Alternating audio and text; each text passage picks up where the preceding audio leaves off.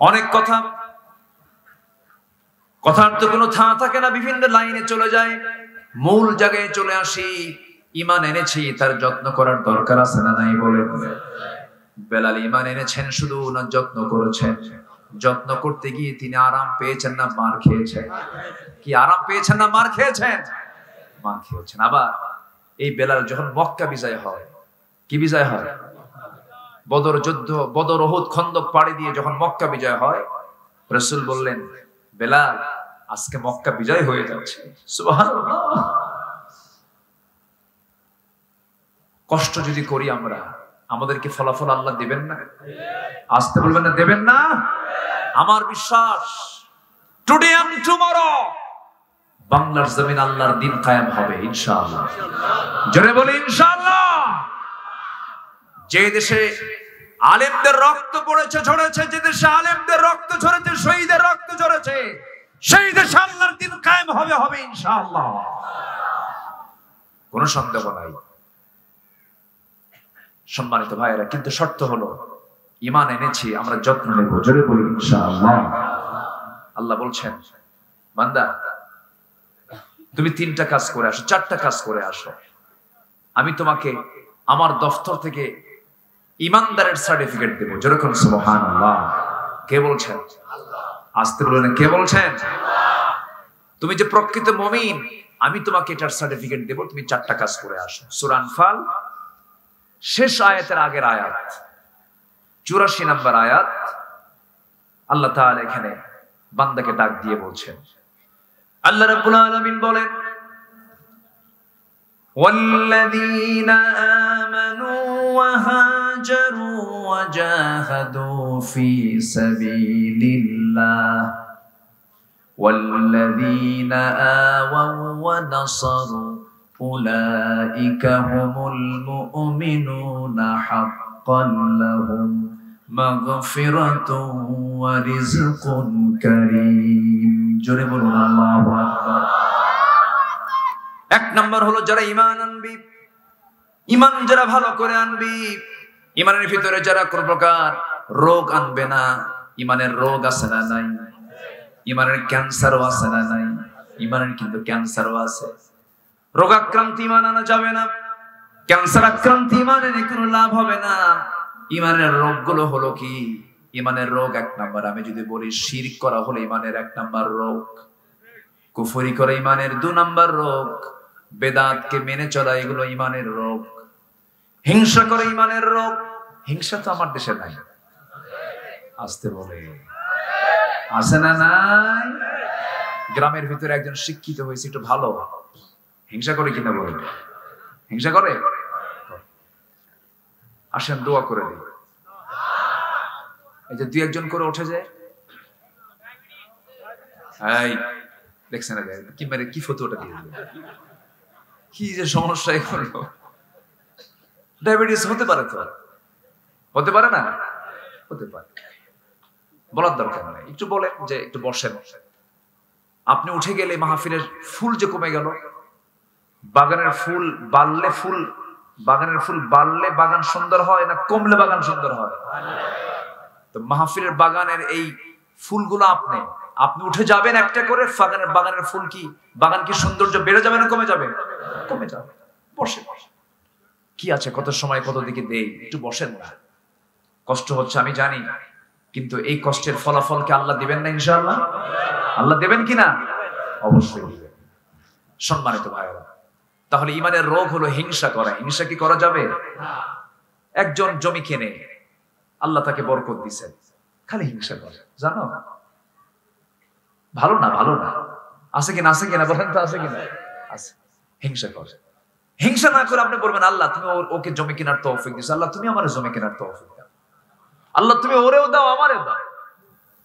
ওই বাড়ির কয়েকটা ছেলে শিক্ষিত হয়েছে। আরে শিক্ষিত হলে হবে কি, ওরা কি মানুষ ভালো না? মানে একটা দোষ বের করবে।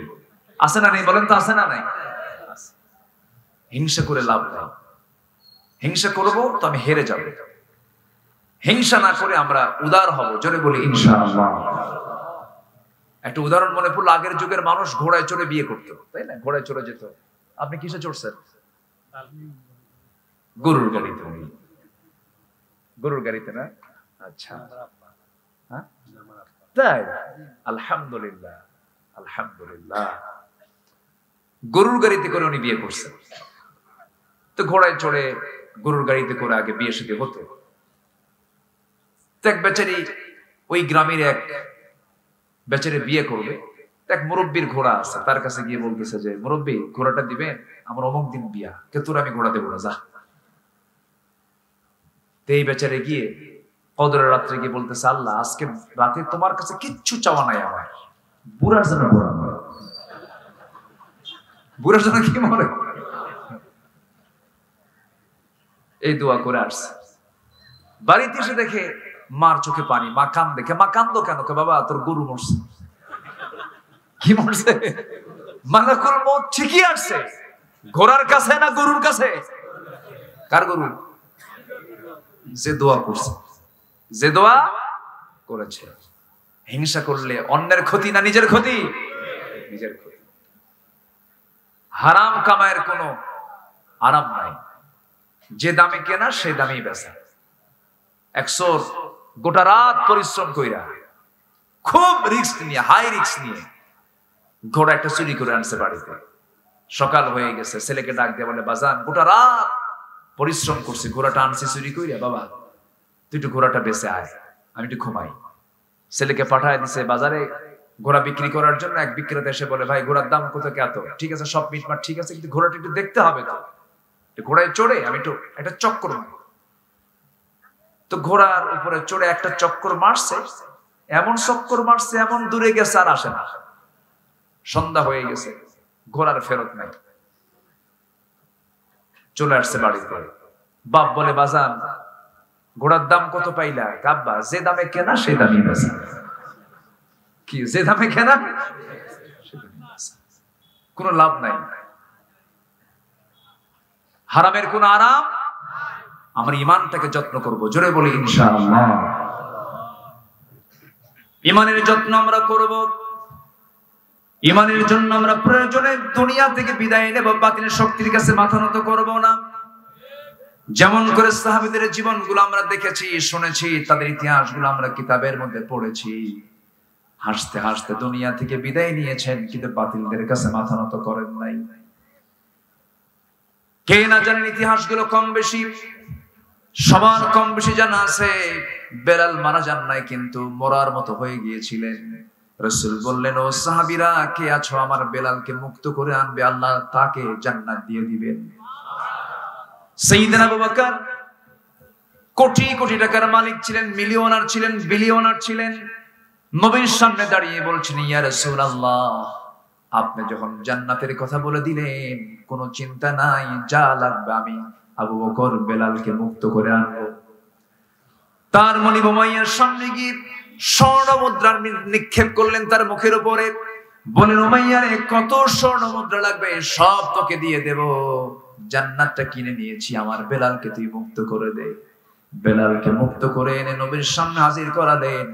নবজি মাথা থেকে পা পর্যন্ত দেখে বলছেন, বেলাল রে তোর যে জখমওয়ালা রক্ত, তোর এই জখমওয়ালা দেহ, এই যে রক্ত তোর শরীর থেকে ঝরলো বেলাল, বেশি দিন দেরি নয় বেলাল, এই জমিনে আল্লাহর দিন কায়েম হয়ে যাবে।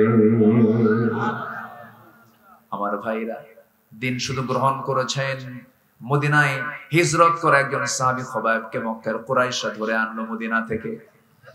মদিনার উপকণ্ঠ থেকে ধরে এনে জেলখানায় আটকা রাখলো। বলা হলো, খবাইব ঈমান ছেড়ে দে। কি ছেড়ে দে? ঈমান ছেড়ে দে। খবাইব বলেন, ঈমান তো ছেড়ে দেওয়ার জন্য ঈমান আনি নাই, হাসতে হাসতে দুনিয়া থেকে বিদায় নেব, ঈমানটা কখনো ছাড়বো না। সাইয়েদনা খবাইবকে ধরে নিয়ে তারা মারতে মারতে পিঠের চামড়া তুলে ফেলে দিল, রক্তাক্ত করে ফেলে দিল, শেষ পর্যন্ত তার খাবারটা বন্ধ করে দিয়েছে। সঙ্গে সঙ্গে আল্লাহর ফয়সালা, খবাইবের খাবারের জন্য আল্লাহ তাআলা জান্নাতের খাবার বাজেট পাস করেছেন। মারিয়ামের মতো, মারিয়াম দুনিয়াতে বসে কিসের খাবার খেয়েছিলেন? জান্নাতের খাবার খেয়েছিলেন। খবাইব রাদিয়াল্লাহু আনহুকে আল্লাহ তাআলা জান্নাতের আঙ্গুর খাওয়ায়া দিলেন। সেই জেলখানার মধ্যে তারা আটকে রেখেছে, শেষ রাতে দিনে আল্লাহর কালাম তেলাওয়াত করতেন, আল্লাহ তার সামনে জান্নাতের আঙ্গুরের ছড়া ঝুলায় রাখতেন। ফেরেশতা তার সামনে খাবারগুলো নিয়ে আসতো। 3 মাস 4 মাস যখন গত হয়ে গেল, খাবার ছাড়া একটা মানুষ তো বাঁচতে পারে না, বরঞ্চ খোবাবের চেহারারও সুন্দর চেহারায় রূপ নিল। সবাই বললো বুঝতে পেরেছে আমরা খোবাবকে যদি বেঁচে রাখি ঈমান গ্রহণের পরিমাণটা আরো বেড়ে যাবে, তাকে আমরা দুনিয়া থেকে বিদায় করে দেব।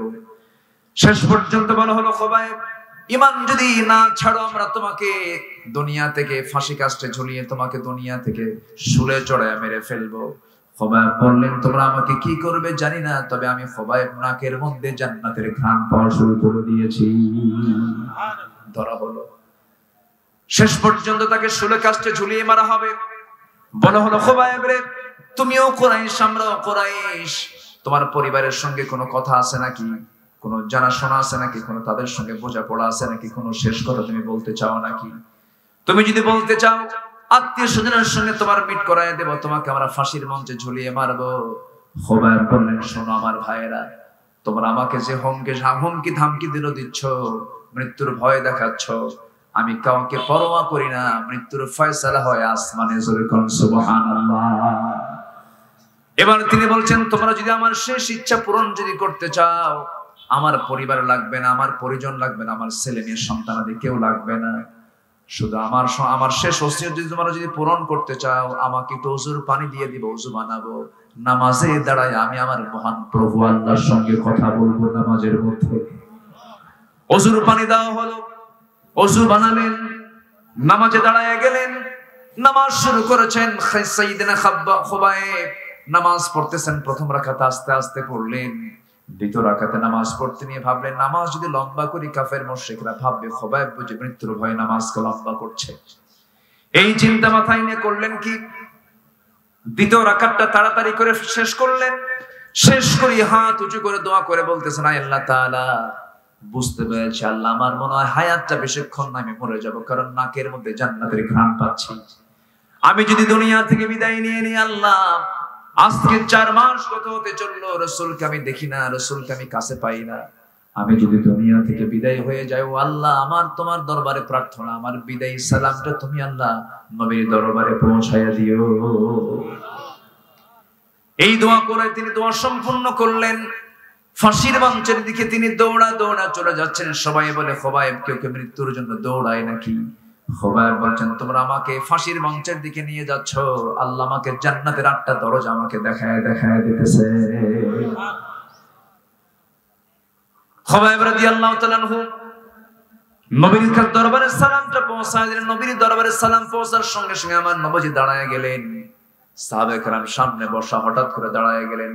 রাসূল বলছেন সালামুন আলাইকা ইয়া খোবাব, সালামুন আলাইকা ইয়া খোবাব, হে খোবাব তোমাকে সালাম, হে খোবাব তোমাকে সালাম। এই সালাম শোনার সঙ্গে সঙ্গে সাইয়েদনা ওমর ফারুক বলছেন ইয়া রাসূলুল্লাহি, আমাদের খোবাবের কি হয়েছে যার জন্য আপনি সালামটাকে বারবার দিচ্ছেন, এর কারণটা কি? রাসূল বলছেন আমার সাহাবীরা রে, আমার খোবাব তো দুনিয়াতে বেঁচে নাই, জান্নাতের পাখি হয়ে জান্নাতের মধ্যে আমার খোবাব উড়ে বেড়াতেছে। খোবাবকে ধরে নিয়ে শুলে কাস্টে ঝুলানো হলো, 2 হাত 2 পা বাঁধা হলো। একজন কাফের এসে বলতেছে ওরে খোবাব তোর এই জায়গা যদি তোকে না ঝুলায় রেখে যদি মুহাম্মদকে ঝুলায় রাখতে পারতাম কতই না ভালো হতো। নবীর প্রতি তার কি প্রেম, নবীর প্রতি তার কি মহাব্বত।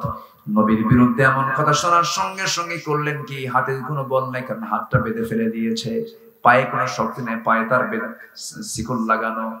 এই সময় করলেন কি ওই সাহাবী খোবাব মুখের ভিতরে অনেকগুলো থুতু জমা করলেন। জমা করে যে ব্যক্তি নবীর বিরুদ্ধে কথা বলেছে তার মুখ বরাবর থুতু নিক্ষেপ করে বলছেন ওরে জাহান্নামের নরকে তুই জেনে রাখিস আমার চোখের সামনে আমার নবীর একটা পশমের ক্ষতি হবে, আমি তাকে হালে ছেড়ে দিতাম না। এই আচরণ করার সঙ্গে সঙ্গে একজন কাফের এসে সাইয়েদনা খোবাবের ডান হাতে একটা আঘাত করলো, হাতটা ছিটকে পড়ে গেল। বাম হাতে আঘাত করলো, বাম হাত ছিটকে পড়ে গেল। সঙ্গে সঙ্গে খোবাবের মুখে আওয়াজ দিয়ে দিয়ে হাসির আওয়াজ শোনা যাচ্ছে। সবাই বলল খোবাব তোমার একটা করে হাত কাটতেছে, তুমি চিৎকার মেরে মেরে হাসো কেন, কি হয়েছে? খোবাব বলছেন তোমার আমার একটা করে অঙ্গ হানি করে দাও, আল্লাহ তাআলা আমার জান্নাতের ভিতরে জান্নাতের হুরগুলো আমাকে একটা একটা করে দেখায় দেন। শেষ পর্যন্ত নেজা তরবারি দিয়া বুক বরাবর মেরে দিল, পিঠ দিয়ে বের হয়ে গেল। খোবাব দুনিয়া থেকে বিদায় নিয়ে নিলেন। খোবাব আরশ আজিমের আল্লাহ তাআলার সবচাইতে কাছের মেহমান হয়ে গেলেন। আমার বন্ধুগণ, এই খবাব রাদিয়াল্লাহু তাআলা ইচ্ছা করলে পরিমাণটা ছাড়তে পারতেন, ফাঁকিবাজি করতে পারতেন, মুনাফিকের পথ অবলম্বন করতে পারতেন, কিন্তু হাসি মুখে জীবনটা তিনি বরণ করে দিয়েছেন, জীবনটা তিনি দিয়ে দিয়েছেন, উৎসর্গ করে দিয়েছেন, কিন্তু ঈমানটা কারোর সামনে তিনি হারাতে দেন নাই। জোরে কোন সুবহানাল্লাহ। এই জন্য আমরা ঈমান আনবো, ঈমানের যত্নের দরকার আছে না নাই? আজকে যত্ন আগে না ঈমান আগে? ভালো করে কর, যত্নই তো হয়। ঈমান আনছেন কিন্তু যত্ন নাই, তাহলে কি হলো? প্রস্তুতি আগে। ইয়া আইয়ুহাল্লাযীনা আমানু ইসতাঈনু বিস-সাবরি ওয়াস-সালাত, ধৈর্য আগে, এরপরে সালাত। নামাজে দাঁড়ায় ইমাম যদি সূরা একটু লম্বা করে, মুসল্লি কয় হুজুর কি আলিশা হুজুর নাকি? এরকম আছে না নাই বলেন? নামাজ যদি লম্বা করে মাঝে মাঝে পিছন থেকে লোকমা দেয়, এরকম আছে না নাই? মানে বুঝায় দেয় হুজুর তাড়াতাড়ি নামাজ শেষ করে। তাহলে এখন বলেন, তাহলে কি ধৈর্য আগে না নামাজ আগে? ধৈর্য আগে। মাহফিলে ওয়াজ শোনা আগে না ধৈর্য আগে? আপনি যদি না বসতেন তাহলে কি ওয়াজ করতে পারতাম আমি? ওয়াজ মাহফিল হতো? এই যে ধৈর্য নিয়ে বসে আছেন, এটা বিশাল বড় একটা উপকার, বিশাল বড় একটা ঈমানের গুণ। এটা বলি আলহামদুলিল্লাহ, জোরে বলি আলহামদুলিল্লাহ। সম্মানিত ভাই, দিয়েন না ফ্যান, এটা ক্ষতি হবে আমার। একটু ঘেমে যাই, সমস্যা নাই, ফ্যান দেওয়ার দরকার নাই। ফ্যান দিলে এই ঠান্ডা বাতাসটা বসে যায়, ওই যে ঘামগুলো বসে ঠান্ডা লেগে যায়, সমস্যা হয়। মাহফিল তো আর এক রাত না, মাহফিল তো সব রাত। আগামীকালকে মাহফিল বেশি দূরে না, মাত্র বরিশাল, তাই না? হ্যাঁ, ধান নদী খাল এই দিনে বরিশাল, আগামীকালকে মাহফিল আছে। তো আমি শেষ করে দিই নাকি? আলোচনা চলুক, আলোচনা চলুক, জোরে বলি ইনশাআল্লাহ, আর জোরে বলি ইনশাআল্লাহ। তাহলে ঈমান এনেছি, যত্নের দরকার আছে না নাই? আমার দেশে বহু লোকের নাম আছে ঈমান আলী। কি নাম? ঈমান আলী। নামাজ পড়ে না। নাম হলো ফজর আলী, ঘুম থেকে ওঠে সকাল 10টায়। নাম কি? ওঠে কয়টার দিকে? নাম ঠিক আছে বলেন। ফজর আলীতে কখন উঠবে? ফজর উঠবে। ফজর আলী উঠতেছে কয়টায়? 10টা। নাম হলো আতর আলী। কি নাম? আতর আলী। পকেটে আতর না, আছে গাঁজা। কি আছে? নাম হলো হিম্মত আলী। খুব সাহস থাকার কথা, কিন্তু সাইকেলের চাকা বাস চলে শীত হয়ে পড়ে। নাম হলো হিম্মত আলী। নাম হলো রমজান আলী। রমজান মাসে দুপুর বেলা ইফতার করে। নাম দিয়ে তো কাজ হবে না, বংশ দিয়ে কাজ হবে না। কুরাইশ বংশ নাম দিয়েও কোনো লাভ হবে না, কারণ কুরাইশ বংশে জন্ম নিয়েছে আবু লাহাব। আবু লাহাবের নামে যে সূরা আছে এটা রহমত না গজব? আবার কুরাইশ নামে সূরা আছে না নাই? কুরাইশ বংশে জন্ম নিয়েছেন মুহাম্মদ সাল্লাল্লাহু আলাইহি ওয়াসাল্লাম, কুরাইশ বংশের রাসূল। কুরাইশ বংশের আবু লাহাব বংশ দিয়ে কি করবেন? ঈমান আছে, দাম আছে, ঈমান নাই, দাম নাই, বংশ দিয়ে কোনো কাম নাই। নবীর বাপ হয়েও লাভ নাই, নবীর ছেলে হয়ে লাভ নাই, নবীর চাচা হয়েও লাভ নাই। কি লাভ হবে? তার বড় প্রমাণ হলো ইব্রাহিম আলাইহিস সালাতু ওয়াস সালাম, তার পিতা ছিল একজন মুশরিক আযর। এত বড় নবীর বাপ হওয়ার পরেও নবী ইব্রাহিম আলাইহিস সালাম তার জন্য আল্লাহর কাছে সুপারিশ করতে পারবেন না, কারণ তার মধ্যে কি নাই? ঈমান নাই। নূহ আলাইহিস সালাতু ওয়াস সালাম, তিনি যখন বললেন আমার কেনান তুই আমার দিকে আয়, তুই তো আমার সন্তান, ইসলামটা কবুল কর। সে কাফের ছিল। আল্লাহ বললেন ইন্নাহু লাইসা মিন আহলিক, সে তোমার কেউ না, পরিবারের কেউ না। ঈমান আছে, পরিবার আছে, ঈমান নাই, পরিবার নাই। কি কথা, কি কথা, কি বলেন দেখেন, কি কথা এটা? ইন্নাহু লাইসা মিন আহলিক। আল্লাহ তাআলা বলছেন নূহ, কেনানকে ডাক দিও না, তোমার সন্তান তুমি ভাবতেছো, কিন্তু সে তোমার পরিবারের কেউ না, কারণ কি নাই? আসতে বলবেন না, কি নাই? আর আমার দেশে একই পরিবারের, হাজি পরিবারের 4 ছেলে 4 দল করে। 4 ছেলে কয় দল করে? 4 দল। 4 দল করা মানে কি? কোন দল কি আর দেশে বাদ থাকলো? কোনদিন কি আর ঝড়ঝাপটা আসবে? ওদের আসবে ঝড়ঝাপটা? একই পরিবার 4 জন, 4 ভাই, 4 দল করে। যখন সে সব দল ক্ষমতায় থাকে, আর 3 ভাই বলে ভাই 5 বছর চালা, এই 5 বছর তুই দেখবি আমাদের, এরপর যখন আমরা ক্ষমতা আসবে তখন দেখবো তোকে। এটার নাম কি? ঈমান না মুনাফিকি? ঈমান না মুনাফিকি? যুগে যুগে মুনাফিক ছিল, আজও আছে না নাই? আজও আছে না নাই? আজও আছে। ইমানদার কথা বলবে কয় জবানে? এক জবানে। এক জবানে কথা বলবে, দুই জবানে ইমানদার কখনো কথা বলবে না। ইমানদারের জবান হবে দুই না এক? ইমানদার হবে ওয়াদা রক্ষাকারী, ইমানদার হবে আমানত রক্ষাকারী। যার ওয়াদা নাই, যার আমানত নাই, তার ঈমানই নাই। লা ঈমানা লিমান লা হাদালা, লা ঈমানা লিমান লা আমানাতা লা, আও কামা ক্বালা আলাইহিস সালাতু ওয়াস সালাম। যার আমানত নাই, যার ওয়াদা নাই, তার ঈমানই নাই। কে বলেছেন? মুহাম্মদ সাল্লাল্লাহু আলাইহি ওয়াসাল্লাম। আল্লাহ তো নিজেই বলেছেন, আল্লাযীনা হুম লিআমানাতিহিম ওয়া আহদিহিম রাউন ওয়াল্লাযীনা হুম আলা সালাওয়াতিহিম ইউহাফিজুন। আল্লাহু আকবার। সম্মানিত ভাইরা, অনেক কথাই তো মনে হচ্ছে, বলি আরো বলি মনে হয়। বলবো? কারো কোনো আপত্তি নাই? জি, জোরে বলি ইনশাআল্লাহ। আল্লাহ কবুল করুন, আল্লাহ কবুল করুন, আল্লাহ কবুল করুন। তাহলে আমরা ঈমান এনেছি, যত্ন নেব না ইনশাআল্লাহ? 5 ওয়াক্ত নামাজ পড়বেন কারা কারা? একটু হাত তুলে দেখান দেখি। 5 ওয়াক্ত নামাজ।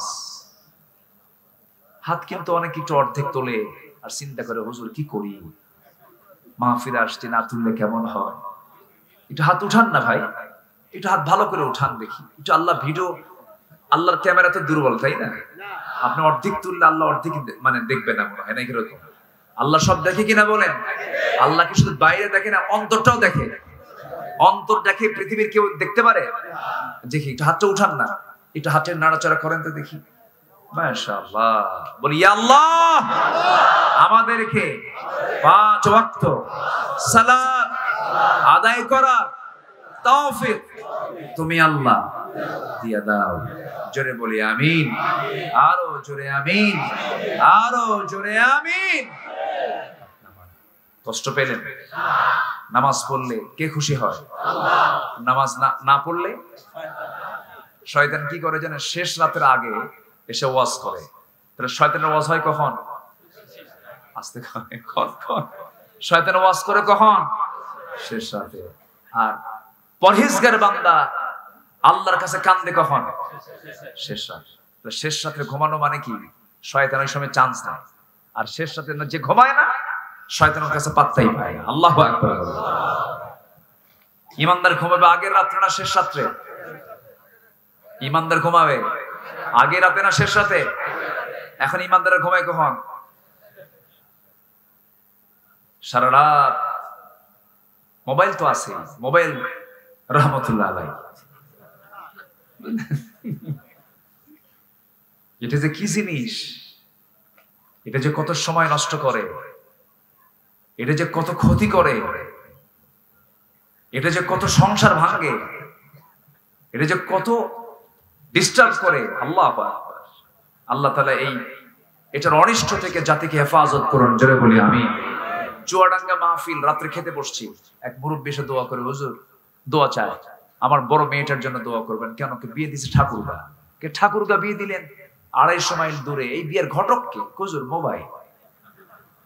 তো বললাম মোবাইলকে ঘটক বানালেন? হুজুর দেইনি তো মোবাইল, এই জন্য দিয়েছি। অনলাইনে ক্লাস করে, সায়েন্সের ছাত্রী, ফিজিক্স কেমিস্ট্রি বায়োলজির ক্লাস করতে হয় অনলাইনে। ভালো একটা দিলাম যেন ভালো করে দেখতে পারে, কিন্তু ও যে আরেকটা লাইন খুলছে তা তো জানি না।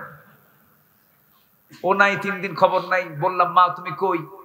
কাব্বা আমরা ভালো আছি। কি আমি ভালো আছে না আমরা ভালো আছে? হ্যাঁ, আমি ভালো না আমরা ভালো? তাহলে মোবাইল আমি থেকে কি বানায়? হ্যাঁ, কি বরকত দেখেন। এমনি কি রহমতুল্লাহ আলাইহি কইছে, যদি কোনো মেয়ের বাবা মেয়েকে বিয়ে দিতে না পারে, খুব সমস্যা হলে একটা করে মোবাইল কিনে দিবে। কি কথা কি বুঝতেছেন আপনারা? কথা বুঝতেছেন? আল্লাহ তাআলা এই নেশা থেকে আমাদেরকে হেফাজত করুন। জোরে বলি আমিন। এক যুবক মোবাইল হারাইছে। মোবাইল হারায় আমারে বলে, হুজুর মোবাইলটা হারায় আমি বিধবা হয়ে গেছি। কি হয়ে গেছো? বিধবা হয়ে গেছে। বউ না থাকলে সমস্যা নাই, মোবাইল থাকতেই হবে। আমি তো মনে করি মোবাইল আসক্তি, গেমস আসক্তি, ইয়াবা, গাঁজা, আফিমের চেয়ে মারাত্মক ভয়ঙ্কর। খুব সাবধান। মোবাইল যাকে চালাবে তার মোবাইল ব্যবহার করা জায়েজ নাই, যে মোবাইলকে চালাবে তার জায়েজ। মোবাইল যাকে ব্যবহার করবে তার জায়েজ নাই। যে মোবাইলকে চালাবে সে চালাতে পারে, সে ইউজ করতে পারে। মোবাইল যদি উল্টা আপনাকে চালায় তাহলে আপনি শেষ। আল্লাহ তুমি হেফাজত করো। যুবকরা নখ দিবা না।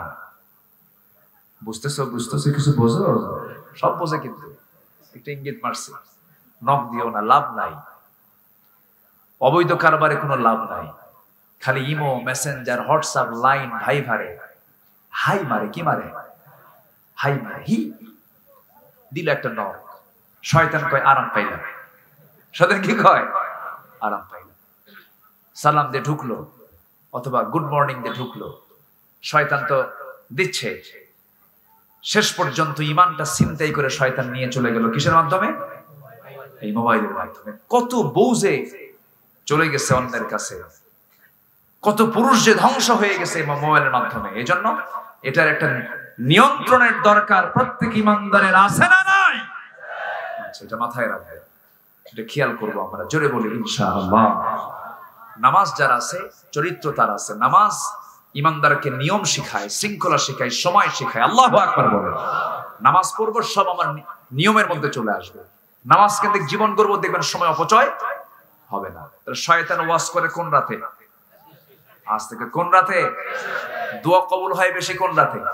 শেষ রাতে। ফজরের একটু আগ দিয়ে সহিহ হাদিসের বর্ণনা, শয়তান এসে প্রত্যেক ঘুমন্ত বান্দার পাশে দাঁড়ায় বলে, আলাইকা লাইলুন তাওয়িল, আলাইকা লাইলুন তাওয়িল, তোমার জন্য রাত অনেক লম্বা, তোমার জন্য রাত অনেক লম্বা, ঘুমাও ঘুমাও।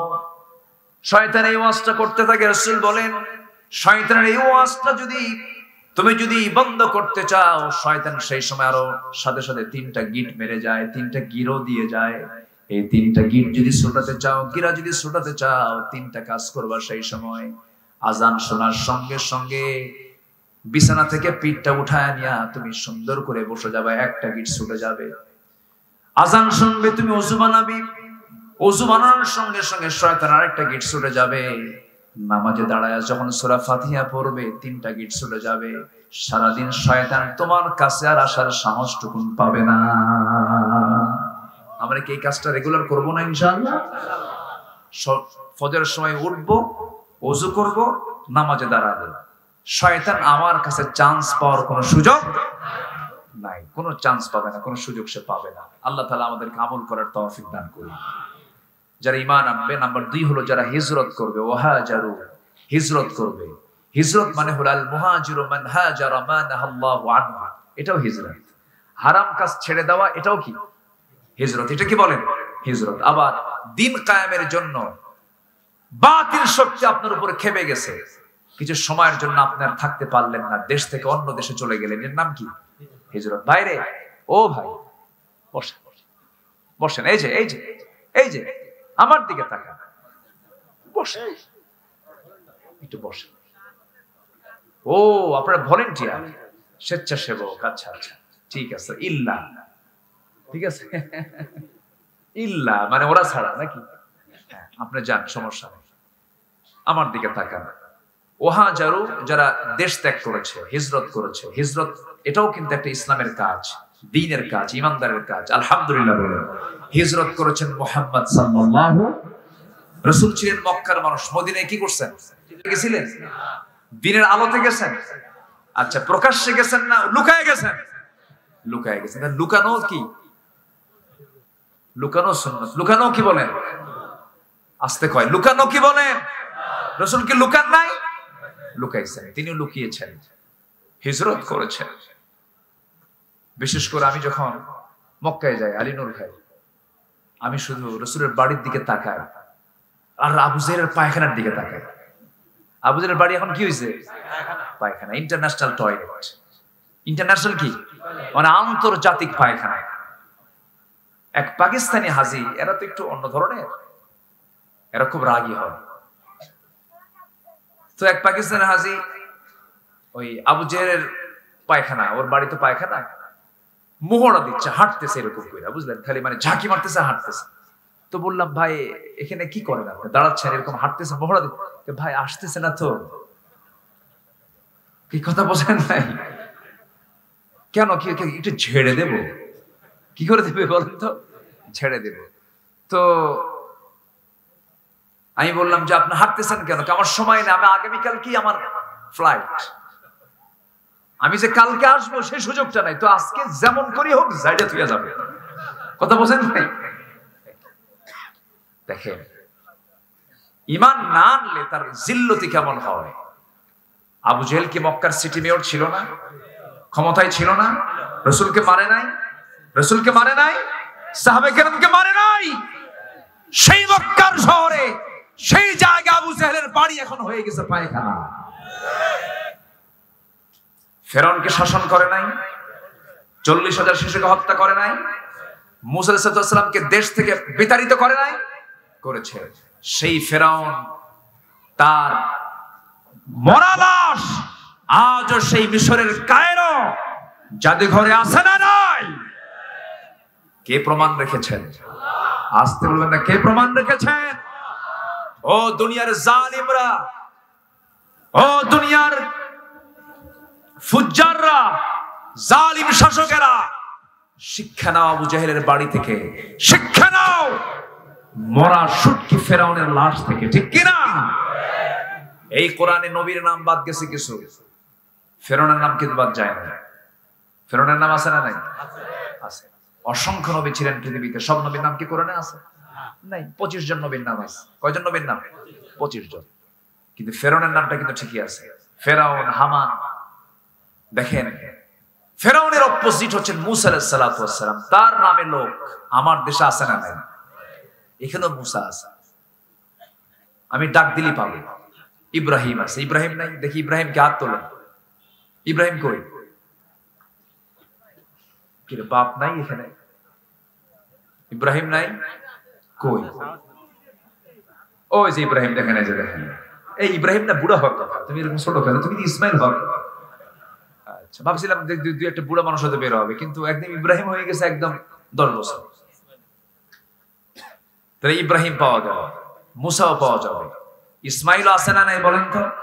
হারুন, ঈসা, ইউনুস আছে কিনা? আছে কিনা? ফেরাউন, দেখি ফেরাউন দুই একটা পান দেখি বের করেন। গোটা দুনিয়া জুড়ে কারোর নাম কি ফেরাউন আছে? আবু জেহেল আছে? কেন এই জিল্লতি? কেন তার নাম রাখে না কোন কাফেরও? তার নাম, তার সন্তানের নাম ফেরাউন রাখে না। কেন রাখে না? জিল্লতি। কেন? ঈমান আনে নাই। ঈমানদার যারা তাদের প্রতি জুলুম করেছে, এজন্য তাদের নামটাও ঘৃণা ভরে একটা মুনাফিক ও একটা কাফেরও তাদের নাম রাখে না, ঠিক কিনা? এজন্য আমরা ঈমানদার হলে আমাদের দাম কমবে না বাড়বে? আমাদের মর্যাদা কমবে না বাড়বে? হয়তো আজকের ইতিহাসে তারা সম্মানের সাথে আছে, কিন্তু আজকে জুলুম করছে, আগামীর ইতিহাস থেকে তাদের নামটা মুছে যাবে, ঠিক কিনা বলেন? তাদের নাম কি হবে? মুছে যাবে। নাম্বার 2 হলো যারা হিজরত করবে। হিজরত করেছেন ইব্রাহিম আলাইহিস সালাতু ওয়াস সালাম, হিজরত করেছেন মুসা আলাইহিস সালাতু ওয়াস সালাম। হরকত করবেন বরকত পাবেন, হরকত করবেন না বরকত পাবেন না। হিজরত যখন এসেছে সেই সময় বিজয় এসেছে। মুসা আলাইহিস সালাতু ওয়াস সালাম হিজরত করেছেন বলে বিয়েটাও করতে পারছেন, বরকত পাইছেন, তাই না? হিজরত করে তিনি বিয়েটা করতে পারলেন। ফেরাউন করলো কি? মুসা আলাইহিস সালাতু ওয়াস সালামের বিরুদ্ধে হত্যার হুলিয়া জারি করে দিল। কারণ মুসা আলাইহিস সালামের রাগ কম ছিল না বেশি ছিল? খুব কম না খুব বেশি? এত বেশি রাগ ছিল। তোতলা মানুষ ছিলেন, তোতলা মানুষের রাগ কম হয় না বেশি হয়? বেশি হয়। কিন্তু এই লোকগুলো কিন্তু স্ট্রেট ফরওয়ার্ড হয়, ভালো মানুষ হয়। যত রাগী মানুষ দেখবেন তাদের মনটা তত ভালো, তারা ফ্রেশ মাইন্ডের। কিন্তু যারা রাগেও না, এরকম আছে না কিছু, কথাও কয় না, রাগেও না, কিছু না, ওদেরকে শয়তান আছে না? এরকম কিছু লোক আছে না নাই বলেন তো? আছে না নাই? মুসা আলাইহিস সালাতু ওয়াস সালাম খুব রাগী মানুষ ছিলেন, খুব মেজাজি মানুষ ছিলেন। তাফসীর এসেছে যখন তিনি খেপে যেতেন, রেগে যেতেন, টুপি ভেদ করে চুলটা খাড়া হয়ে বের হয়ে যেত। এত রাগ ছিল তার ভিতরে। সেই মুসা আলাইহিস সালাতু ওয়াস সালামের সামনে একদিন ফেরাউন গোত্রের মানুষ এসে সামনে দাঁড়ায় বলতেছে, মুসা তুমি এই কাজটা ভুল করেছো না? আমি ভুল করি নাই। ভুল করেছো না? ভুল করি নাই। না ভুল করেছো, ভুল করি নাই। এই 3 বার বারবার যখন তিনি বুঝায় দেন, বোঝে না, হাতটা আস্তে করে বের করে মারছেন একটা থাপ্পড়। থাপ্পড় মারার সঙ্গে সঙ্গে মেরেছেন থাপ্পড় শাসন করার জন্য, থাপ্পড় মারাও সারা, মরে যাওয়াও সারা। যখন মরে গেছে আল্লাহকে বলে, আল্লাহ আমি থাপ্পড় মারছি শাসন করার জন্য, মরে যাবে এই নিয়তে পারি নাই, মার্ডার করার নিয়তে পারি নাই, অতএব দোষ কিন্তু আমার না, দোষটা তোমারই। আল্লাহ তোমার। আল্লাহু আকবার বলবেন না, আমার তো নিয়তে নাই এটা। আল্লাহ বললেন, মুসা রে যত খুশি বলো, ফেরাউন তোমাকে ছাড়বে না, তুমি এখন দেশ ছাড়ো। দেশটা ছাড়লেন, যেদিকে চোখ চলে যায় সেই দিকেই চোখ চলে গেল। তিনি চলে গেলেন, হিজরত করলেন। প্রচন্ড ক্ষুধা, প্রচন্ড তৃষ্ণা, সামনে কূপ একটা খুঁজলেন, কূপটা পেয়ে গেলেন। কূপের পাশে গিয়ে দাঁড়ালেন, কূপের ঢাকনা টান দিলেন, কূপ থেকে পানি তুলে সুন্দর করে পান করলেন। কিছু সময় যেতে না যদি দেখতে পেলেন দূর থেকে দুজন মহিলা হাতের মধ্যে বালতি নিয়ে তারা যেন আসতেছে কূপের দিকে। মনে মনে ভাবলেন, আরে এই মহিলাগুলো কেন আসছে এই জায়গায়? এদের বাড়িতে কি পুরুষ মানুষ নাই নাকি? কেন মহিলা মানুষ হয়ে তারা কূপ থেকে পানি তুলতে আসতেছে? তিনি বললেন, তোমরা কেন এখানে এসেছো? বলতেছে, আবুনা শাইখুন কাবীর, আমাদের বাপ বুড়া মানুষ, আসতে পারে না, চোখে দেখে না, এই জন্য আমরা এসেছি। দাও বালতি দাও, তোমাদের কিছু উপকার করে দেই, তোমাদের পানিগুলো তুলে দেই। এবার তিনি করলেন কি, ঢাকনাটা খোলার জন্য ঢাকনার কাছে গেলেন। ঢাকনা টান দিতে 14 থেকে 15 জন পুরুষের প্রয়োজন হয়, কিন্তু তিনি ঢাকনা শুধু বাম হাতে ধরলেন, টানলেন, ছিটকে পড়ে গেল। দুই মহিলা থরথর করে কাঁপে, আর মনে মনে কয়, এটা মানুষ না অন্য কিছু। এবার মুসা আলাইহিস সালাম বলেন, বালতি দাও। কূপ থেকে পানি তুলে দিলেন, পানি তুলে দিয়ে বললেন, সোজা বাড়িতে চলে যাও, মেয়েদের বাইরে বেশিক্ষণ থাকতে নেই। আমার বন্ধুগণ, মেয়েরা বাইরে বের হবে প্রয়োজনে না বিনা প্রয়োজনে? আসতে কোন কেন, প্রয়োজন না বিনা প্রয়োজনে? ওই যে পার্কে যায়, ওই যে রিসোর্টে যায়, প্রয়োজন খুব, হ্যাঁ প্রয়োজনে যায়। আমার বন্ধুগণ, মেয়েরা যে সাজে, মেয়েরা যে ঠোঁটটা আঁকায় নেয়, কপালটা আঁকায় নেয়, চোখটা আঁকায় নেয়, আশকারা মাস্কারা দিয়ে মাথা থেকে পা পর্যন্ত যে ডেকোরেট করে, বাড়িতে স্বামী থুইয়া ওই মহিলা যে সাজগোজ করে বের হলো, তারা দেখানোর উদ্দেশ্য কি স্বামীকে দেখানো না দুনিয়াকে দেখানো? কি কাকে দেখানো বলেন? দুনিয়াকে দেখানো। দুনিয়াকে দেখানো শুধু না, নাপাক করানো। কি কি কি বলেন বলেন বলেন? ও কি দুনিয়া কি পাক করার জন্য বের হয় না নাপাক করার জন্য বের হয়? সবার বাড়িতে মা বোন আছে, সাবধান হয়ে যাবেন সবাই। একমাত্র স্বামী ছাড়া কোন নারী কারো সামনে সাজতে পারবে না, সাজগোজ করতে পারবে না, ডিজাইন করতে পারবে না। একমাত্র জায়েজ হলো কার সামনে বলেন? যেমনে খুশি তেমনে সাজবা। কার সামনে? স্বামীর সামনে। যেমনে খুশি তেমনে নাচবা। কার সামনে? স্বামীর সামনে। তোমার যা মনে হয় তাই করো, কোনো সমস্যা নাই। কিন্তু কারোর সামনে নাচা যাবে না, কারোর সামনে হাঁটা যাবে না, কারোর সামনে এমন ডিজাইন করা যাবে না। আমার বন্ধুগণ, একটু কান লাগাবেন। মুসা আলাইহিস সালাম বললেন, ও মহিলা, সন্ধ্যার পরে মেয়েদের বাইরে থাকতে নেই, সোজা চলে যাও বাড়িতে।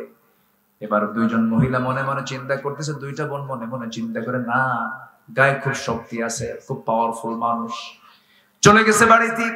বাড়িতে যাওয়ার সঙ্গে সঙ্গে বুড়া বাপ বলতেছে, মা আজকে পানি আনতে এত তাড়াহুড়ো করে আনলে কেমনে? কি হয়েছে বলো বাবা? একজন শক্তিশালী যুবককে দেখতে পেলাম, ইন্নাহু কাবিয়ুন আজিজ, খুব শক্তিশালী যুবক, খুব গায়ে শক্তি আছে, কূপের ধারে দাঁড়ায় আছে।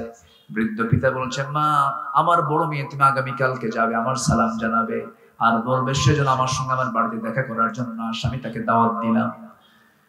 এই কথা বলে বড় মেয়েকে পাঠায় দিল। বড় মেয়ে চলে আসলো, মুসার সামনে দাঁড়িয়ে বলতেছে, ও যুবক, আমার আব্বা বুড়া মানুষ আপনাকে সালাম জানিয়েছেন, আপনাকে আমাদের বাড়িতে তিনি দাওয়াত দিয়েছেন, যাবেন নাকি? মুসা বলছেন, ঠিক আছে। তিনি মনে মনে চিন্তা করলেন, কেউ তো আমার পরিচিত না, এই জায়গায় যদি কারোর সঙ্গে পরিচয় হয়ে যায়, এটা সখ্যতা গড়ে ওঠে, খুব ভালো হবে। রাজি হয়ে গেলেন, হ্যাঁ যাব। কিন্তু আমি যাবো কেমনে? বাড়ি তো চিনি না, আমাকে চেনায় দেবে কে? মহিলা বলতেছে, আমি চেনায় দেব, আমি সামনে সামনে যাব, আপনি আমার পিছে পিছে ফলো করবেন, আমি ডানে যাব, আপনি ডানে যাবেন। মুসা আলাইহিস সালাম ওই মহিলার এমন প্রস্তাব শুনে চক্ষুটা বড় করে বলছেন, মহিলা তুই কি কইলি আমারে? তুই আমারে কইলি কি তুই সামনে সামনে থাকবি, আমি পিছিয়ে পিছিয়ে থাকবো? এমন পুরুষ তো আমি নই, আমি হলাম নেতার জাত, তুই হলি তার অনুসারীর জাত। তুই মুসল্লি, আমি হলাম ইমাম। নামাজ যখন দাঁড়াবে, স্বামী ইমাম হবে না স্ত্রী ইমাম হবে? বলেন কে ইমাম হবে? নেতা যদি হতে হয়, নেতা হবে নেত্রী, না পুরুষ নেতা হবে না নারী নেতা হবে? কে নেতা হবে বলেন? এই পৃথিবীতে একজন নবীর নাম কি বলতে পারবেন? কোন মহিলা কি নবী ছিলেন? কোন মসজিদ ইমাম কি মহিলা আছে? মুসা আলাইহিস সালাম বললেন, শোনো মহিলা, তুমি সামনে সামনে যাবে, নেতার আসনে তুমি সামনে সামনে চলবে, আমি তোমার পিছে পিছে আসবো। এমন পুরুষ আমি নই, তুই পিছে আয়। কি তুমি পিছে না আসো, আমি সামনে চলবো। বেশি কথা বলবা না, তোমার কথার মধ্যে সুর আছে, ঝংকার থাকতে পারে। বেশি কথা আমাকে বলবা না, আমি পরপুরুষ, তুমি পরনারী। প্রয়োজনে তুমি আমাকে নিয়ে যাচ্ছ, শুধু একটা কথা বলবে, আমি সামনে সামনে চলবে, একটা আওয়াজ শুরু দিবা, ডান বাম ডান বাম, এর বাইরে একটা কথাও তুই বের করতে পারবি না মুখ থেকে। কথা বোঝেন না? এবার মহিলা মনে মনে কয়, গতকালকে দেখলাম শক্তিশালী যুবক, আজকে দেখি চরিত্রবান যুবক বটে, চরিত্র ভালো। একটা চরিত্রবতী নারীর কাছে পুরুষের দুইটা গুণ পছন্দ। এক নাম্বার হলো চরিত্রগত দিক যদি ভালো হয় কোনো পুরুষের, এবং নাম্বার 2 হলো শক্তিশালী পরিশ্রমী যুবক। কিন্তু আজকের অধিকাংশ মেয়েরা কি এগুলো পছন্দ করে না, আউলা ঝাউলা শুধু পছন্দ করে। কি ঠিক আছে না? চরিত্র দেখা লাগে না। ফ্যাশনওয়ালা ছেলে পছন্দ করে কি ফ্যাশন? মাথার চুল দুই দিকে চুল নাই, চামড়া বের করা, মাথার উপরে দক্ষিণ তালপট্টির দিক, শার্ট একখান পরে ছেঁড়া, প্যান্ট একখান পরে ফাটা, হাঁটু হাঁটু ফাটা। কি ফাটা বলেন? হাঁটু ফাটা প্যান্ট পছন্দ। যখন মেয়ের বাপ বলে, মা তোমাকে বিয়ে দেব দাড়িওয়ালা একটা ছেলে, খুব ভালো শিক্ষিত ছেলে, মেডিকেলে পড়ে, ভালো আল্লাহওয়ালা পরিষ্কার, ভালো পরিবারের সন্তান, তার সঙ্গে তোমার বিয়ে দেব। মেয়ে বলে, আব্বা তোমার রুচি নষ্ট হয়ে গেছে, এর মুখে দাড়ি মানে তো সাসা। এরকম রুচির মহিলা আজকে সমাজে কম না বেশি? অনেক যুবক বলে, হুজুর দাড়ি রাখবো কেমনে, বিয়ে তো করি না। সেই যুবকদেরকে বলবো, যে মেয়েরা তোমার দাড়ি পছন্দ করবে না, সেই মেয়েদেরকে বিয়ে করার দরকারও নাই। কি বার বুড়া চাচাও কয়, ঠিক, বিয়ে করবেন নাকি আপনারা? ও নাতি বিয়ে করাবে? জি ঠিক আছে, আলহামদুলিল্লাহ। আমি আজকে মাহফিলে কথা বলে খুব মজা পাচ্ছি। আপনি আমার থেকে ওয়াজগুলো জোর করে আদায় করে নিচ্ছেন, আমি শেষ করে দিতাম বহু আগে। আরো চালাবো চালাবো চালাবো, জোরে বলি ইনশাআল্লাহ। আমার বন্ধুগণ, একটু কানটা খাড়া করে শোনেন। একটা নারী 4 জন পুরুষকে জাহান্নামে নিয়ে যাবে। সবাই তো বাড়িতে যাচ্ছেন, একটু মাথায় নিয়ে রাখবেন এই কথাটা। আপনার মেয়ে আপনাকে জাহান্নামে নিয়ে যাবে, আপনার বউ আপনাকে জাহান্নামে নিয়ে যাবে, আপনার মা আপনাকে জাহান্নামে নিয়ে যাবে, আপনার বোন আপনাকে জাহান্নামে নিয়ে যাবে, ভাইকে জাহান্নামে নেবে, স্বামীকে জাহান্নামে নেবে, বাবাকে জাহান্নামে নেবে। এই জন্য প্রত্যেক ভাই, প্রত্যেক বাবা, প্রত্যেক স্বামীর চিন্তা করার দরকার আছে না নাই? আছে, ভাবতে হবে। আবার কিছু কিছু স্বামী আছে বউকে সুন্দর করে সাজগোজ করে গোটা শহর দেখায় বেড়ায়, এরকম কিছু স্বামী আছে না নাই? হুন্ডায় তোলে, হুন্ডায় উঠায়া, হুন্ডার গতি যদি থাকে, হুন্ডা যদি থাকে 100 সিসি অথবা 150 সিসির যদি গাড়ি হয়, বউ তোলার সঙ্গে সঙ্গে তার গতি বাড়ে 250 সিসি। গতি বাড়ে কত সিসি? আরো কত যোগ হলো? তাহলে বইয়ের সিসি হলো 100 আর হুন্ডার সিসি হলো 150, তাহলে কত হলো? 250। আমি কি ভুল বলতেছি? রাস্তায় তো অ্যাক্সিডেন্ট হয়ে শীত হয়ে পড়ে, বুঝলেন না? রাস্তায় চলি তো, মহিলা খান পিছনে নিয়ে এমন জোরে মারে। আমার ড্রাইভার একদিন বলতেছে, হুজুর ওই হুন্ডার সিসি 150 আর ওই মহিলা পিছনে দাঁড়িয়ে ওটা হলে আরো 100 সিসি। বরঞ্চ মহিলা পিছনে উঠলে উচিত হলো আরো আস্তে আস্তে যাওয়া। আমি কি ভুল বলতেছি? আরো আস্তে আস্তে যাওয়া, যেন তার নিরাপদ এবং শালীন যেন হয়। পোশাক আশাক থাকে, মেয়েদের গায়ে কাপড় চোপড় থাকে, সেটা যেন বেশি না ওড়ে, আস্তে আস্তে যাওয়া দরকার। কিন্তু মহিলা ওঠা মাত্রই গতি কমে না বাড়ে? এখন ট্রেনের তল দিয়ে হোক আর বাসের উপর দিয়ে হোক, কি কথা বলেন? সারা শহর বউকে ঘুরায় নিয়ে দেখায়, আবার ফেসবুকে পোস্ট করে, লিপস্টিক ওলা বউ, কি ওলা বউ, লিপস্টিক ওলা বউ ফেসবুকে পোস্ট দিয়ে বলে, প্রিয় বন্ধুরা আসুন আমার বউটাকে সবাই মিলে জামাতের সাথে দেখি। কিসের সাথে দেখি? জামাতের সাথে। নোংরামি আছে না নাই? আমার মা, আমার বোন যারা আসছেন, যাদের বিয়ে হয় না অথবা বিয়ে হয়েছে, দুলাভাইয়ের হুন্ডায় কখনো চড়বেন না। দুলাভাই কিন্তু মালাকুল মউত। কি কথা কি বুঝতেছেন আপনারা? দেবর, দুলাভাই এগুলো খুব মারাত্মক, সিরিয়াস, ডেঞ্জারাস। বেড়া খেত খায় কিনা? এই কি ক্ষেত খায়, কি ক্ষেত খায়? বেড়া ক্ষেত খায়। এগুলো খুব সাবধান। দুলাভাই কয়, এই শালি ওঠ হুন্ডায়। শালি কি করবে? ধমক খাইছে। দুলাভাই মানুষ, হুন্ডায় চড়ছে, পিছনে চড়ে ভাবে আর দুলাভাইয়ের গায়ের সঙ্গে আমার গা লাগলে কেমন হয়, সম্মান তো আছে, একটু দূরে সরেই বসে, একটু সম্মান দিই, একটু মাঝখানে গ্যাপ রেখেই বসে। দুলাভাই সামনে যে এমন ব্রেক মারে, গ্যাপ আছে না? নাই। গ্যাপ পূরণ করার সুযোগ কি দেওয়া যাবে? দেওয়া যাবে না। এগুলো নোংরামি করা যাবে না। এগুলো নোংরামি থেকে আল্লাহ তাআলা আমাদেরকে হেফাজত করুন। জোরে বলি আমিন। কষ্ট পাচ্ছেন নাকি? মুসা আলাইহিস সালাম বলতেছেন কি, তুমি পিছে পিছে থাকো, আমি সামনে সামনে যাব, আমার চোখের যেন কোনো গুনাহ না হয়। আল্লাহু আকবার, আল্লাহু আকবার। আমার চোখের গুনাহ হবে, তাছাড়া তোমার সতর হলো মাথা থেকে পা পর্যন্ত, আমার সতর হলো নাভি থেকে হাঁটুর নিচ পর্যন্ত। আমি সামনে চলব। সামনে চললেন, সামনে চললেন, বাড়ি পেয়ে গেলেন, হিজরত করে চলে গেছেন সেই মাদিয়ান। মিশর থেকে মাদিয়ান চলে গেছেন। বুড়ো লোকটার সামনে গিয়ে সালামটা দিলেন। সালাম দেওয়ার সঙ্গে সঙ্গে বুড়ো লোকটা তার সামনে সালামের জবাব দিয়ে বলতেছে, বুড়ো লোকটা বলতেছে, যুবক, তোমার নাম তো মুসা, তাই না? উনি অবাক হয়ে গেলেন, এত দূরে কষ্ট করে হিজরত করে আসলাম, যেন কেউ আমাকে না চেনে, কিন্তু এই লোকটা আমার চিনলো, মনে হয় ফেরাউনের লোকটা হতে পারে। বড় ভয়ে লেগে গেল তার ভিতরে, আমার নাম জানলো কেমনে, টেনশন পড়ে গেলেন। এবার বৃদ্ধ লোকটা বলছেন, হে মুসা, তুমি কি চিন্তা করো, কি চিন্তা করতেছো? আমি আরো কিছু জানি। কি? থাপ্পড় মারছো, মানুষ মরে গেছে। আরো চিন্তায় পড়ে গেলেন। এবার বলছেন, চিন্তা করো না ও মুসা, তুমি যে বুড়ার সামনে দাঁড়ায় আছো, এই বুড়া সাধারণ কোন বুড়া নয়। এই বুড়াটা হলো এই মাদিয়ানবাসীর জন্য আল্লাহ রাব্বুল আলামিন যাকে পয়গম্বর করে পাঠিয়েছেন। ওয়া ইলা মাদিয়ানা আখাহুম শুআইবা। আমি হলাম এই মাদিয়ানবাসীর জন্য আল্লাহর পয়গম্বর শুআইব। জোরে বলুন সুবহানাল্লাহ। তাহলে মুসা নবীর পয়গম্বর, মুসা নবীর শ্বশুর একজন কি হলেন? নবী হলেন, পয়গম্বর হচ্ছেন। শ্বশুর কিন্তু একজন পয়গম্বর, আবার ভাই একজন পয়গম্বর, ভাগিনা একজন পয়গম্বর। সুবহানাল্লাহ। তাহলে পরিবারটা কি পরিবার? নবী, নবী পরিবার, পয়গম্বর পরিবার। আর যারা গাঁজা খায় সেটা কি পরিবার? গাঁজা পরিবার। আছে না? নাই বলেন, আছে না? আছে। মুসা আলাইহিস সালাতু ওয়াস সালাম আশ্চর্য হয়ে গেলেন, আহারে নবীর সামনে দাঁড়ায় গেছে, আমার সম্মানটা কত ভালো। তিনি সেই সময় নবী হন নাই, তিনি নবীর সামনে দাঁড়ায় গেছেন। এবার বলছেন, আপনি যা বলবেন তাই হবে। এবার তিনি বলছেন, শোনো শোনো মুসা, আমার দিকে একটু তাকাও। হ্যাঁ বলেন, গতকালকে আমার মেয়েকে দেখেছো, আজকেও আমার মেয়েকে দেখেছো। দেখার পর্ব শেষ, আর দেখতে দেওয়া যাবে না। বিয়ের উদ্দেশ্যে মেয়েকে দেখা যায়, আছে না নাই? আসতে বলে, একবার না বারবার। আর এখন দেখে কয়বার? আনলিমিটেড।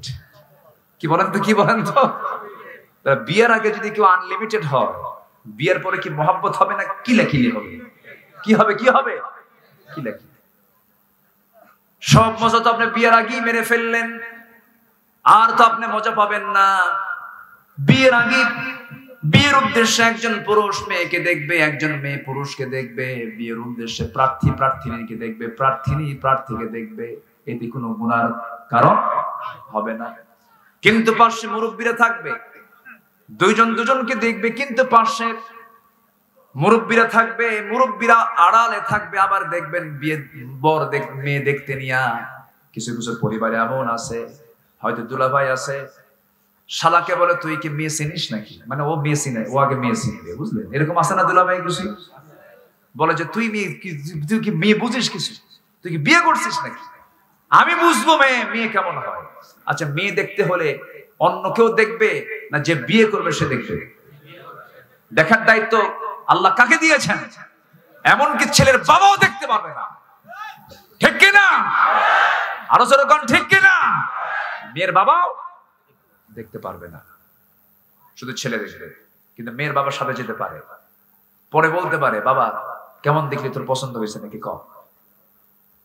কিন্তু এখন এমনও আছে, ছেলে দেখেই নাই, ছেলের বাপ দুলাভাই সব দিকে এসে, শোন তোর দেখাই লাগবে না, আমরা দেখছি। সেই কি কথা কি বুঝছেন স্যার?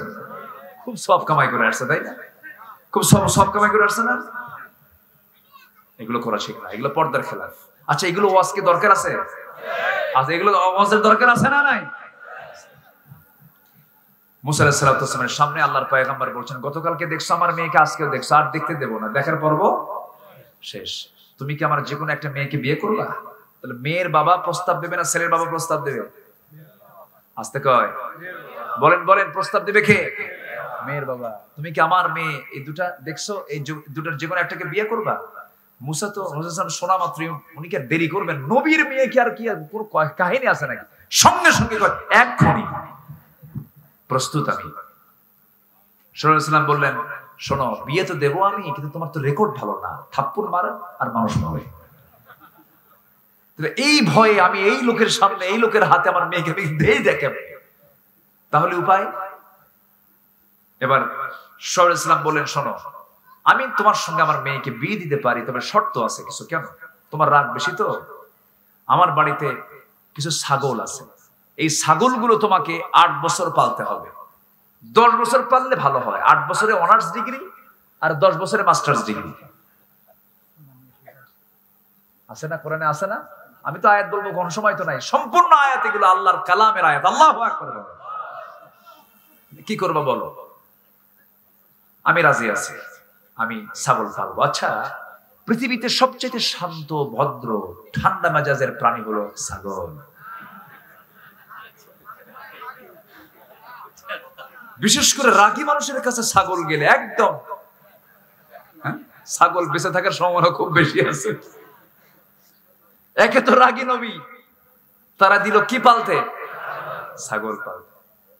চিন্তা করে, মুসা আলাইহিস সালাম হিজরত করলেন। হিজরতে বরকত আছে না নাই? নবীর হিজরতে বরকত আছে না নাই? হিজরত হয়েছে, দিন কায়েম হয়েছে, হিজরত হয়েছে, দিন মজবুত হয়েছে, ঈমান মজবুত হয়েছে। আল্লাহু আকবার। মুসা আলাইহিস সালাম 8টা বছর নয়, 10টা বছর ছাগল পালা সম্পূর্ণ করলেন। ইবনে কাসির এসেছে, সর্বশেষ দিন যেদিন তিনি ছাগল পালগুলো নিয়ে বাড়ির দিকে আসবেন মাঠ থেকে, হঠাৎ করে একটা ছাগল পাল থেকে একাকী দৌড় মেরেছে। রাগ উঠে গেছে মুসা ইসলামের, ধরার জন্য দৌড় মারছেন। মুসাও দৌড়ান, ছাগলও দৌড়ায়। ছাগল সহজে ধরা দেয় না, কিন্তু মুসা ইসলাম তো আল্লাহর পয়গম্বর, শক্তি কম না বেশি আমার আপনার চাইতে? নবীদের শক্তি সকল মানুষের চাইতে কম না বেশি? বেশি। আমার নবীকে আল্লাহ তাআলা 100 জন জান্নাতি পুরুষের চেয়েও বেশি শক্তি দিয়েছিলেন। যেরকম সুবহানাল্লাহ। মুসা আলাইহিস সালাম ধরে ফেললেন ছাগলটাকে। একে তো রাগ বেশি, ছাগলটা ধরে ফেলে ছাগলের দুই হাতের মধ্যে নিয়া ছাগলটাকে সোজা উঁচু করেছেন, মাথার শূন্যের উপরে নিয়েছেন। কি মারবেন?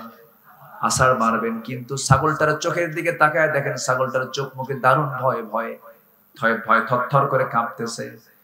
লোমকূপ থেকে ঘামগুলো টপ টপ করে পড়তেছে। মুসা আলাইহিস সালাম ভাবলেন, তোরে মাইরা লাভ কি? তুই তো ছাগল, তুই তো কি, তোরে মাইরা তো লাভ নাই, তোরে মাইরা তো আমার কোনো লাভ হবে না, তুই তো বুঝিস না, তোরে মেরে আমার কোনো লাভ নাই। একটু দয়া হলো, দুই হাত থেকে ছেড়ে দিয়ে ছাগলটাকে কোলের মধ্যে নিয়ে আদর করা শুরু করলেন। আল্লাহ বলছেন, মুসা, তোমার রাগ কমে গেছে, আমি তোমার নবুয়ত দিয়ে দিলাম। যেরকম সুবহানাল্লাহ। আমার বন্ধুগণ, হিজরতের পুরস্কার আছে না নাই বলেন? তাহলে ঈমান আনব, যত্ন নেব। হিজরতের বিষয়টা আল্লাহ রাব্বুল আলামিন বলেছেন, হিজরতের দুটো ব্যাখ্যা আমি দিয়েছি এখানে। একটা হলো দেশ ত্যাগ, জমিন থেকে স্থানান্তরিত হয়ে যাওয়া, আরেকটা হলো হারাম কাজ থেকে নিজেকে গুটিয়ে রাখা। নাম্বার 3 হলো ওয়াজাহাদু ফি সাবিলিল্লাহ, যুদ্ধ করা, জিহাদ করা কার পথে? এই লাইনে যদি ওয়াজ করতে যাই ফজর হয়ে যাবে। চলুক আলোচনা, চলুক, হুজুর বলুক। আচ্ছা, ওয়াজাহাদু ফি সাবিলিল্লাহ, যারা আল্লাহর পথে জিহাদ করবে, ওয়াল্লাযীনা আওয়াউ ওয়া নাসারু, যারা আশ্রয় দেবে এবং সাহায্য করবে, এই 4টা কাজ যারা করবে, আল্লাহ বলেছেন উলাইকা হুমুল মুমিনুনা হাক্কা, এরাই হলো টাটকা মুমিন। যেরকম সুবহানাল্লাহ। আরে কি মুমিন বলেন? খালি ঈমান আনলে হবে না, হিজরত প্রয়োজনে দেশ ছাড়তে হয়, দেশও ছাড়তে হবে, জিহাদ করতে হবে, জান মাল দিয়ে দিতে হবে। কাকে? আসলে কাকে দিয়ে দিতে হবে? আল্লাহ আমাকে কি দিবেন বলেন? বিআন্না লাহুমুল জান্নাত দিয়ে দিবেন। আল্লাহ তাআলা এই চারটা কাজ সবাইকে করার তৌফিক দান করুন।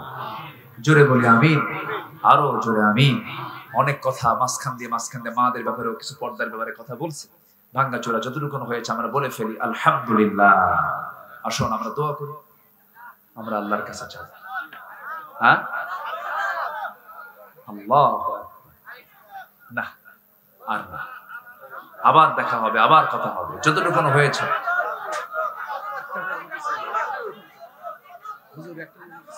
একটু জিকির করি সুবহানাল্লাহ আলহামদুলিল্লাহ।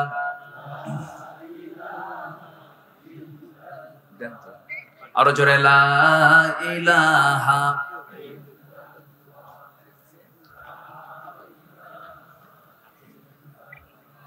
আরো জোরে লা ইলাহা,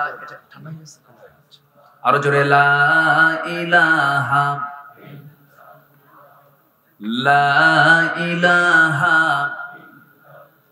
লা ইলাহা ইল্লাল্লাহ মুহাম্মাদুর রাসূলুল্লাহ সাল্লাল্লাহু আলাইহি ওয়াসাল্লাম। সম্মানিত ভাইয়েরা, আমি উল্লাপাড়া ঢোকা মাত্রই একজন ব্যক্তির কথা আমার খুব বারবার মনে পড়ছিল। খুব সুন্দর ওয়াজ করতেন, ওনার সুরটাই দিল আমার আগের কে ছিলেন মেহমান? না, যে এখানে কে ছিল মেহমান?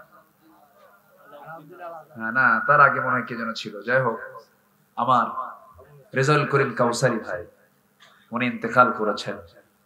আমি ওনার মাদ্রাসায় গিয়েছি, মাহফিল করেছি, বামনগ্রাম মাহফিল করেছি। ওয়াজের মঞ্চে কথা বলতে বলতে বেলকুচিতে উনি মারা গেছেন। ওই মাহফিল আমি গেছি, ওই মঞ্চে মাহফিল করেছি। এই তো মানুষের জীবন, আমরা তার জন্য দোয়া করি। তিনি ওয়াজগুলো না মানুষকে খাওয়ায় দিতেন, তাই না? ওয়াজ কি করে দিতেন? খাওয়ায় দিতেন। খুব জীবন ধর্মী, বাস্তব ধর্মী কথা বলতেন। সৃজনশীল প্রতিভা ছিল, কথার সঙ্গে কথার তাল মিলাতেন, ছন্দ মিলাতেন, লাইন মিলাতেন। এক বিশাল কবিও ছিলেন তিনি, আলহামদুলিল্লাহ। ছন্দের জাদুঘর তিনি ছিলেন। আল্লাহ তুমি তার কবরটাকে জান্নাতের নূর দিয়ে মুনাফফার করে দাও, জোরে বলি আমিন।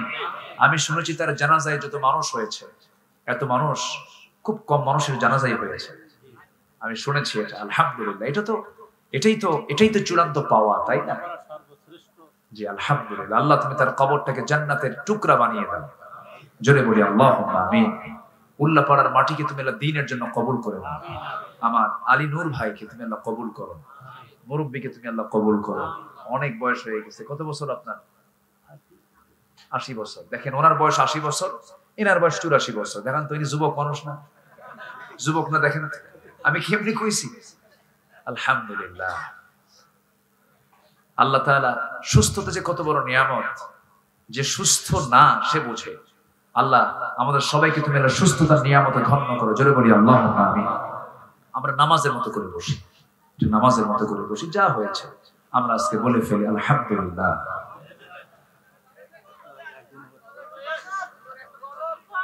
দিনদার নেককার স্ত্রী পাওয়ার কোন আমল আছে কি? মোবাইল কিনে নিবেন একটা। আচ্ছা, ইসলামিক ইউটিউব চ্যানেলের ইনকাম। আচ্ছা, ওয়াইফাই এর ব্যবসা করা যাবে কি? ওয়াইফাই ছাড়া তো আপনি চলতে পারবেন না। আপনি গ্লাসে যদি আপনি পানি না ঢেলে যদি মদ খান, গ্লাসের দোষ আছে কি বলেন তো? গ্লাসের তো দোষ নেই। আপনার ওয়াইফাই ইন্টারনেট কানেকশন ছাড়া আপনি ব্যাংকিং কেমনে করবেন? ব্যাংক কেমনে চালাবেন? আপনি ফিনান্স কেমনে চালাবেন? আপনার অফিস কেমনে চালাবেন?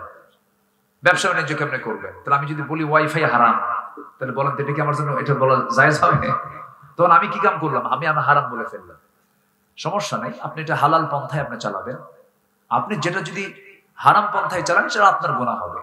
ওয়াইফাই যারা বিজনেস করেন তারা যদি এরকম নিয়ত রাখেন যে আমরা ভালো কাজের জন্য এটা দেখতে চাই, সমস্যা নেই, চালাতে পারে। আর বেশি ফতুয়া না দিই, আমি বেশি ফতুয়া দেই না। আমরা এক থাকি, আমরা ভ্রাতৃত্ব নিয়ে থাকি, আমরা ঘুতাঘুতি না করি, এক গ্রামে 4 মসজিদ না বানাই, এক মসজিদে নামাজ পড়ি। ঠিক কিনা? ঠিক কিনা?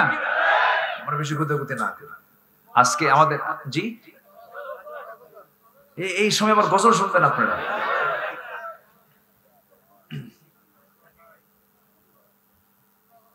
আল্লাহ আল্লাহ কি যে মধুর নাম, আল্লাহ আল্লাহ কি যে মধুর নাম। ধরার তামাম মনি মুক্তায় পান্না হীরা সোনা দানায় হয় না তাহার দাম। আল্লাহ আল্লাহ কি যে মধুর নাম। ডাকলে ও নাম সোহাগ ভরে নিত্য জোয়ার প্রেম সাগরে। ডাকলে ও নাম মনেরি কাবায়, ডাকলে ও নাম মনেরি কাবায় নাচে রক্ত ঘাম। আল্লাহ বলেন আল্লাহ আল্লাহ কি যে মধুর নাম। ধরার তামাম মনি মুক্তায় পান্না হীরা সোনা দানায় হয় না তাহার দাম। আল্লাহ আল্লাহ কি যে মধুর নাম।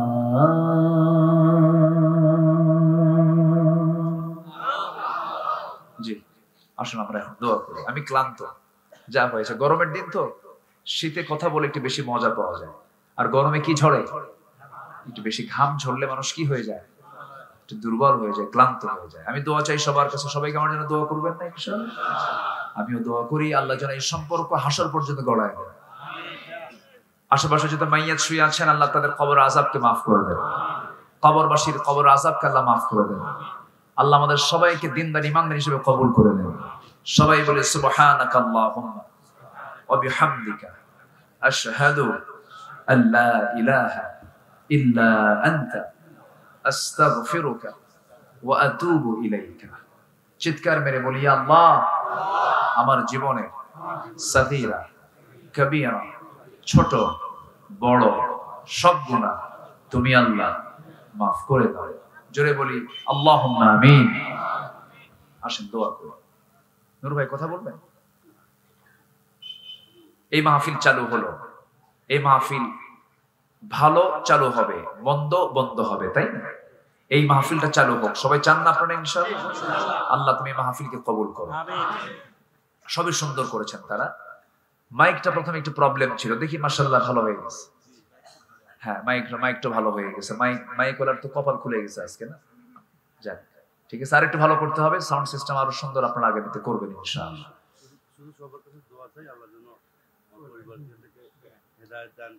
জি আমরা সবাই সবার জন্য দোয়া করে, বিশেষ করে মুরব্বীর জন্য আপনারা সবাই দোয়া করবেন। আল্লাহ যেন তাকে সুস্থ রাখেন, নিরাপদে রাখেন, ভালো রাখেন। জোরে বলি আল্লাহুম্মা আমিন। জি দোয়া আপনি দোয়া করে দেন। আপনাদের সভাপতি, আচ্ছা যে আমরা এখন আল্লাহর কাছে চাবো, উনি আমাকে অনুমতি দিচ্ছেন, মানে আমাকে বলতেছেন দোয়া করতে, তাছাড়া ওনাকে বলতাম আমি কি করবো বলেন, ওনাকে দেব, আমি করব তো? আচ্ছা ঠিক আছে। আল্লাহুম্মা আমিন।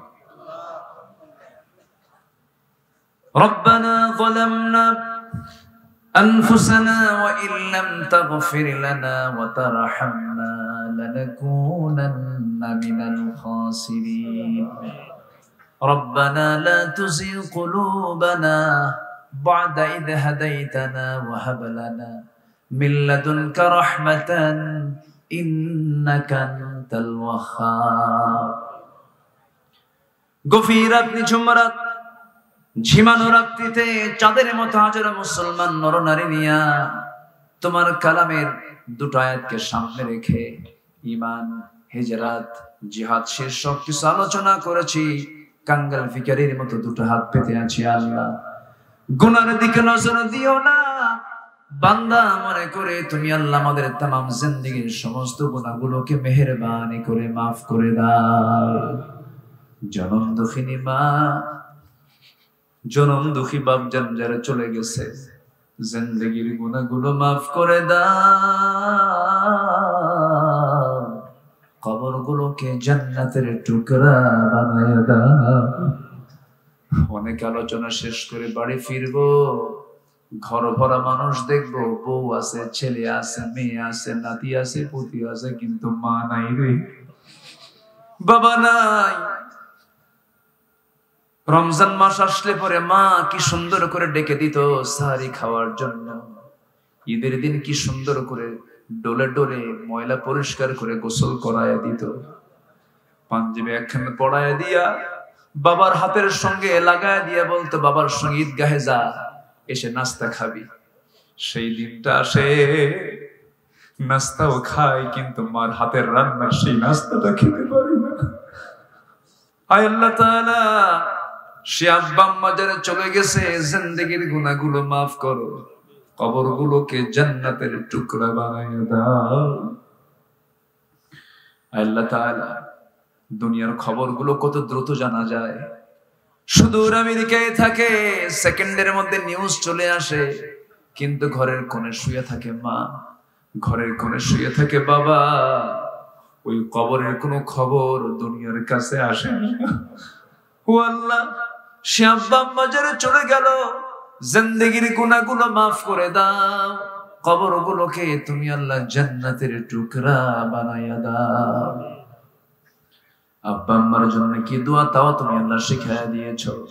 হাতটা একটু উঁচু করুন, দিল থেকে, মন থেকে একটু আওয়াজ দিয়ে, সবাই আমার সঙ্গে আওয়াজ দিয়ে দিয়ে সবাই বলুন, রব্বিরহামহুমা কামা রাব্বায়ানি সগীরা, রব্বিরহামহুমা কামা রাব্বায়ানি সগীরা, রব্বিরহামহুমা কামা রাব্বায়ানি সগীরা। আল্লাহ তাআলা বিশেষ করে এই মাহফিলটার আয়োজন যারা করলেন, শোনার জন্য কষ্ট করে যারা আসলেন, বিনিময়ে কিয়ামতের কঠিন ময়দান, যেদিন কেউ কাউকে চিনবে না, যেদিন এমনকি মা পর্যন্ত সন্তানকে অস্বীকার করে বসবে, সেই কঠিন মুসিবতের দিনে মাহফিল সবার জন্য নাজাতের মাধ্যম তুমি আল্লাহ বানাইয়া দিও। আমার আলী নূর ভাইকে কবুল করে নাও, তার আব্বা জানকে, মুরব্বীকে তুমি আল্লাহ কবুল করে নাও, তার পরিবারকে তুমি আল্লাহ কবুল আর মঞ্জুর করে নাও। সবার নাম তো আমার জানা নাই, আমার ডানে বামে সামনে পেছনে আড়ালে যত ভাই বোন হাত তুলেছেন, যা যা প্রার্থনা তুমি আল্লাহ দয়া করে মঞ্জুর করে নাও। যে ঘরে ছেলে নাই ছেলে দাও, যে ঘরে মেয়ে নাই মেয়ে দাও, নিঃসন্তানী মাকে তুমি আল্লাহ সন্তান দিয়ে ভরপুর করে দাও। মুসলমান মার খেতে খেতে শেষ হয়ে গেল, তোমার নাম দেওয়া বাইতুল আকসা তুমি আল্লাহ মুসলমানদের হাতে তুলে দাও। ফিলিস্তিন মৃত্যুপুরী হয়ে আছে, আল্লাহ ফিলিস্তিনকে হেফাজত করো। তোমার প্রথম ঘর বাইতুল আকসাকে তুমি আল্লাহ মেহেরবানি করে হেফাজত করো। এই ক্রান্তি লগ্নে 180 কোটি মুসলমানের জন্য আল্লাহ মেহেরবানি করে ওমরের মতো একজন নেতা তুমি আল্লাহ পাঠায়া দাও। পাখিটাকে হারিয়ে ফেলেছি আমরা, কোরআনের পাখি রে, কোরআনের পাখি রে, ও কোরআনের পাখি, তুমি আজকে নাই, দুনিয়া থেকে বিদায় হয়ে গেছো, হাসতে হাসতে বিদায় নিয়েছো, আমাদেরকে কাঁদিয়ে কাঁদিয়ে বিদায় নিয়েছো। তোমার কাছে ফরিয়াদ করি, এই পাখিটার কবরটাকে তুমি আল্লাহ জান্নাতের টুকরা বানায়া দাও। এই দুনিয়া থেকে কোন দিন বিদায় নেব জানি না, এই দুনিয়া থেকে কোন দিন বিদায় নেব কেউ বলতে পারি না। একদিন টান মেরে ঘর থেকে বের করে দিবি, জীবনের শেষ গোসলটা হয়ে যাবে রে, মরামক সব দেখে দেখে চলে যাবে, কবরের শোয়া দিয়ে সব চলে আসবে। 24 ঘন্টা যাবে না, মাথার চুলগুলো খসে খসে পড়বে। 3 দিন যাবে না, চামড়াগুলো গলে গলে পোকার পেটের খাবার হবে। মাত্র 7টা দিন লাগবে না রে, পেটের নারী ভরি সব চোখ মুখ কান নাক বের হতে থাকবে, কিম্ভূত কিমাকার চেহারা হয়ে যাবে। দুর্গন্ধ ছড়িয়ে পড়বে। মাত্র 3টা মাসের ব্যবধান, কবর যদি খনন করা হয় কয়েকটা হাড় ছাড়া কিছুই পাওয়া যাবে না। আল্লাহ তোমার কাছে ফরিয়াদ করি, তোমার পছন্দের বান্দা না হওয়া পর্যন্ত মরণ দিও না। আল্লাহুম্মা হাসিবনি হিসাবান ইয়াসীরা, আল্লাহুম্মা হাসিবনি হিসাবান ইয়াসীরা, ইয়া মুকাল্লিবাল কুলুব সাব্বিত কলবি আলা দীনিক, সাব্বিত কলবি আলা দীনিক। মওতের সময় যখন চলে আসবে জবানে জারি করে দিও লা ইলাহা ইল্লাল্লাহ মুহাম্মাদুর রাসূলুল্লাহ। আসসালামু আলাইকুম ওয়া রাহমাতুল্লাহি ওয়া বারাকাতুহু।